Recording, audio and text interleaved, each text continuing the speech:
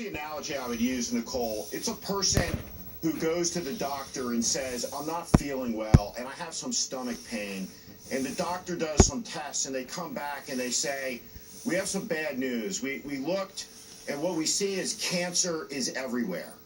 And in the same way, I think what the prosecutors have done is that the empowering of the special counsel, that they've looked inside the Trump organization. They've looked at this collusion issue.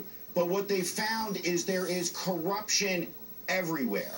Everywhere they look, from the former national security advisor who is implicated in a potential plot to kidnap a U.S. person from U.S. soil to transfer that person to Turkey, or sitting on the inaugural dais and trying to do a nuclear deal with Russian interests.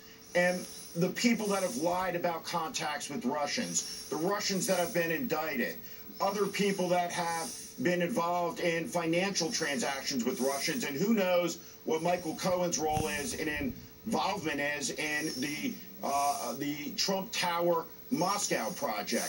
So we don't know what we don't know, but what's increasingly clear to me is anywhere you look inside this Trump organization, it appears to be dirty. For example, how is it possible that suddenly, on the precipice of a default, there's a $1.2 billion bailout for Jared Kushner's 666 Fifth Avenue?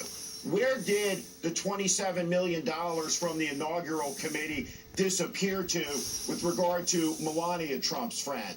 To say nothing of Scott Pruitt, to say nothing of the loans from Citi or Apollo Group in excess of $500 million to Jared Kushner, to say nothing of the Kushner organizations trying to sell access in Asia to the White House, or for the Trump organization to send a letter to the government of Panama saying that unless they get relief in the private business issue in Panama between the Trump Hotel and a Panamanian business partner, that it'll anger the president and there'll be retribution on Panama. So everywhere you look, there seems to be the stench of corruption, and I think this is just another piece of evidence and what we're going to see unfold, that before very long, the extent of the shambolic Trump organization's corruption and the dirtiness around this administration.